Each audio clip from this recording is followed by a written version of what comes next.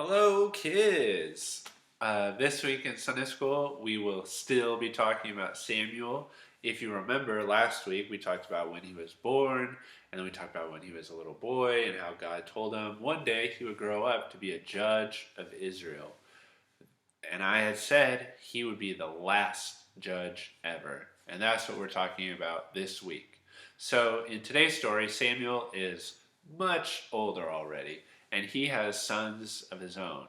However, bad news for Samuel, his sons are pretty wicked. They don't follow God, they don't listen to him. And so not only was Samuel worried about his sons growing up to become the judges of Israel, but Israel was worried about that. But instead of trusting God, Israel was looking around at all these other nations, about all these other nations who had conquered them, and they all had one thing in common. They all had a king. And Israel never had a king because God was supposed to be their king. But they decided, we want a king. And so they went to Samuel and they said, Samuel, give us a king. And Samuel, his feelings were kind of hurt. He was the judge of Israel. God was supposed to be their king. But the people were saying, we don't want that. We don't want that. We want our own king. And so God told Samuel, it's not you, right? Don't let your feelings get hurt.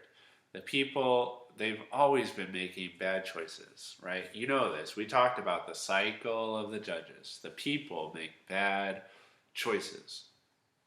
So God told Samuel, the only thing you have to do is warn the people of what will happen if they have a king.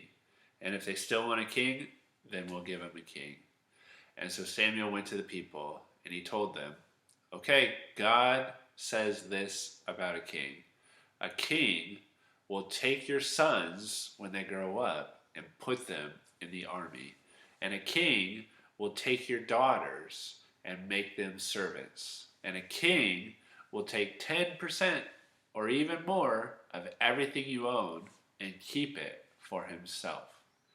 And unlike the conquering nations, if you cry out to God saying that you don't want a king anymore, God's not going to listen because this is what you asked for this time. And Samuel warned them. And do you think the people listened? Heck no. They were like, give us the king. So Samuel's like, all right, that's what you want. But instead of going slow and trying to figure out who would be the best king for Israel, the people already had someone in mind. Now, do you think they chose someone who had a good heart and who loved God with everything they had? No. There was a guy who was super tall and super good looking and had so many muscles. And they're like, that guy looks like a king. Now, did they care if he was a good person? Nope. Did they care if he loved God? Nope. They just wanted someone who looked like all the other kings that they had seen. So they chose Saul. King Saul would be the first king of Israel.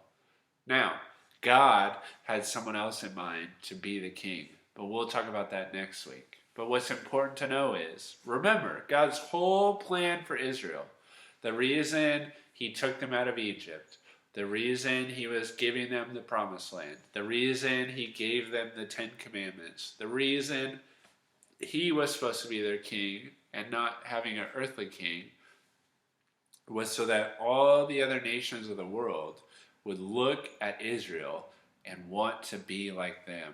They would want to have the peace that Israel had. They would want to have the relationship with God that Israel had. They would want to live like Israel lived. But instead, the opposite happened. Israel wanted to be like all the other nations. They wanted to have a king like they did. They wanted to live like they did, right? They flipped God's plan. But do you think that would stop God's rescue plan? Of course not, right? Of course God would keep working even though the Israelites were so stubborn, right? And we can be stubborn too. So, my question for you today is, when was a time when your parents came up with a plan, but you wanted to do the complete opposite? When was a time when your parents came up with a plan and you wanted to do the complete opposite, right? So may we trust God when He comes up with plans for us. May we trust our parents when they come up with plans for us. May we trust our teachers when they come up with plans for us, instead of always wanting to do it our own way, instead of wanting what the other person has, being okay with what God gave us. So that's our story for this week, the story of Samuel and the story of the first king of Israel. I'll be back next week. Next week, we might do something a little bit different instead of just following the normal storyline that we've been going through. But you'll have to check it out next week to see what we're doing. That's it for now. Bye, guys.